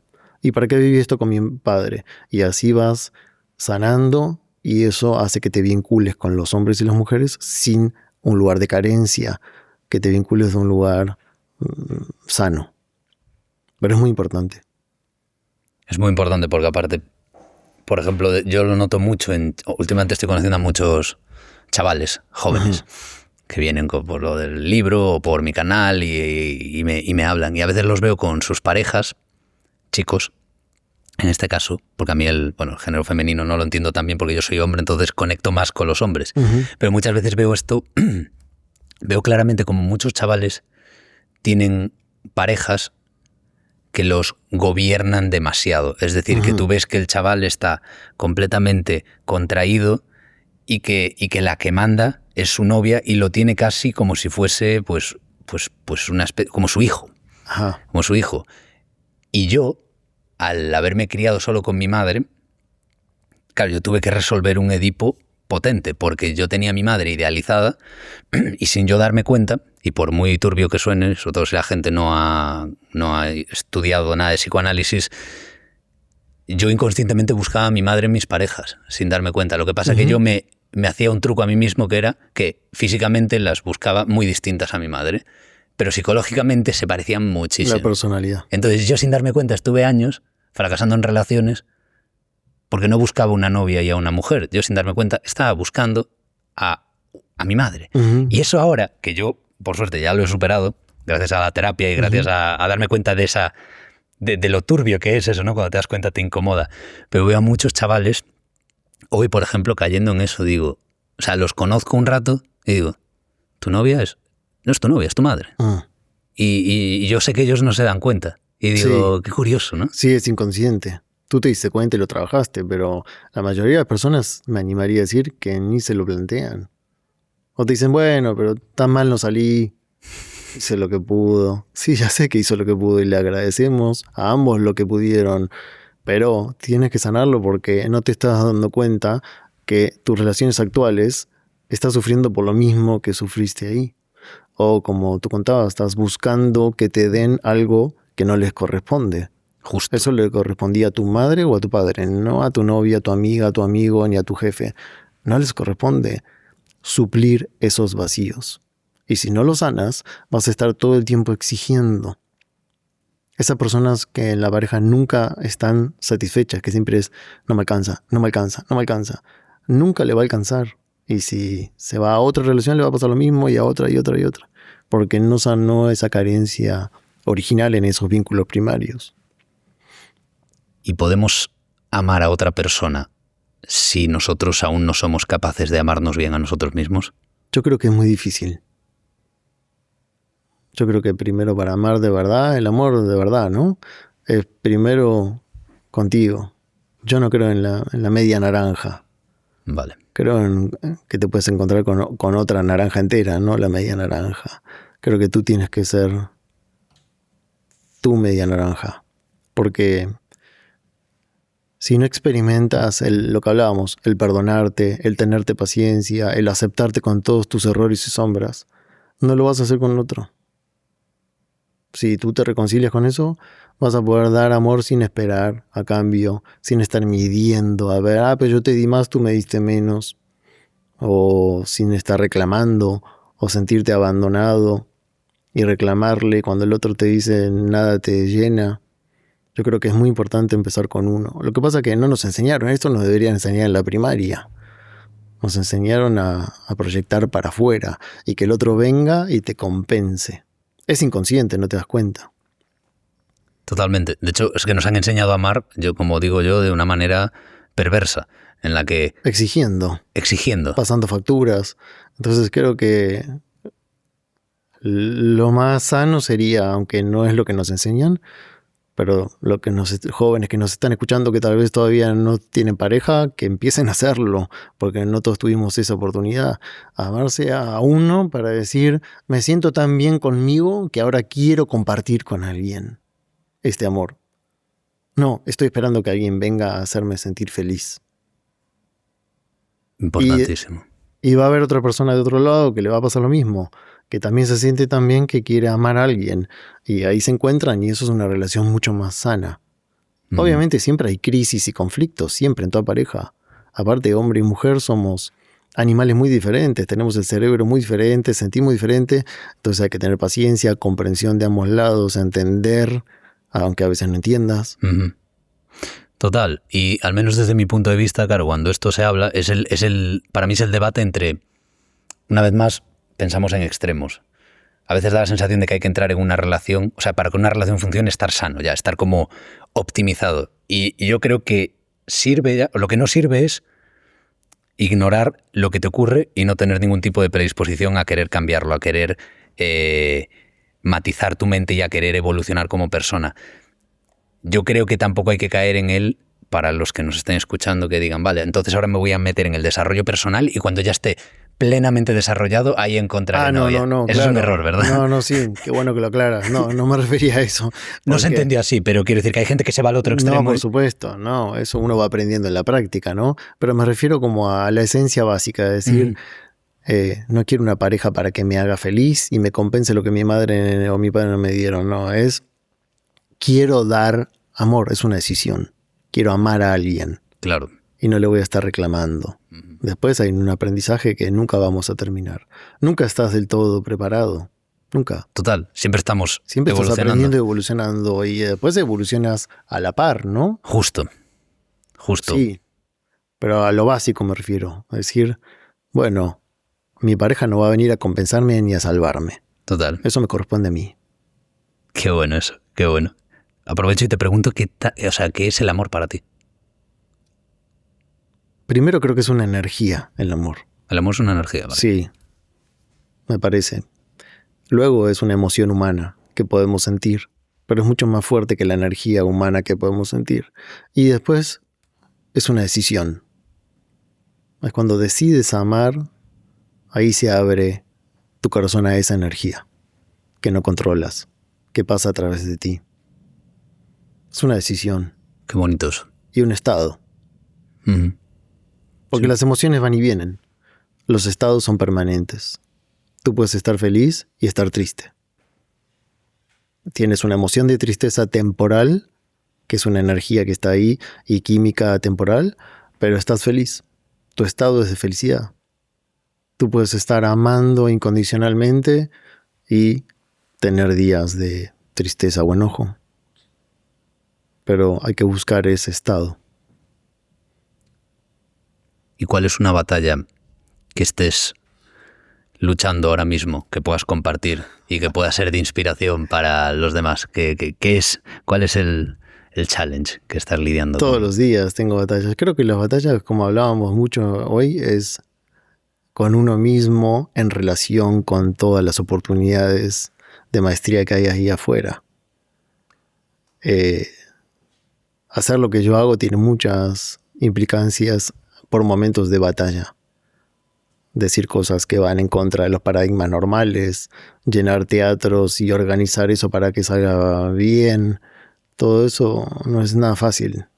Lidiar con todos los obstáculos que hay y que uno se mantenga en el centro, o por lo menos estar la mayoría del tiempo en el centro. Pero creo que las más grandes batallas son en el día a día contigo mismo. Después hay, obviamente, cosas afuera a resolver, pero si estás tranquilo, todo se va resolviendo. Si entras en el estrés y desconectarte de ti, de lo superior, ahí creo que empieza la angustia. Claro. Es importante esto que acabas de decir, porque es algo en lo que yo he estado trabajando, que muchas veces nos obsesionamos con las metas a largo plazo, controlar cosas que aún no podemos controlar y dejamos a un lado lo único que podemos controlar, que son esas microdecisiones del día a día, de adoptar una actitud concreta respecto a algo y tener un hábito que sea positivo, un buen gesto con otra persona. Y ahí es donde se ganan esas batallas. Exacto. Y no en el largo plazo, realmente. Exacto, esas para mí son las grandes batallas. Mantener la armonía interior adentro, superar enojos, agresiones, faltas de amabilidad, traiciones. Eso es por dentro. Si vas ganándole a esas batallas, lo demás se armoniza. Si tienes fe, si confías. Porque en realidad no puedes controlar nada. No tenemos nada en control. Lo único que puedes controlar es qué piensas, qué sientes y qué dices, que son nuestros 3 poderes creativos. El resto es una apariencia de control. No controlas nada. Todo se puede ir al suelo en un segundo. Pero ahí vas a tener que controlarte. Claro. Y eso hace la diferencia. Porque si todo se derrumba y tú te controlas, se vuelve a construir más rápido de lo que pensabas. Si todo se derrumba y tú te derrumbas, perdiste. Qué bueno ese mensaje. Tengo una última pregunta para ti. Sí, claro. ¿Qué es un hogar para ti? Para mí, mi hogar es mi familia, no un lugar físico. Entonces, podrías considerar que lo has encontrado, tú has encontrado tu hogar. Sí, es estar en un lugar con las personas que amas, es estar contigo, en silencio, solo, en cualquier parte del mundo donde estés y cerrar los ojos y conectarte con tu divinidad, con tu espíritu, con algo superior. Ese es el templo. Juan Lucas, muchísimas gracias por tu tiempo y por esta conversación. Lo he disfrutado de sobremanera, ha sido muy, muy enriquecedor y te agradezco mucho todo lo que has compartido hoy. Un placer, hermano, ha sido realmente un honor estar aquí. Hasta la próxima. Hasta la próxima.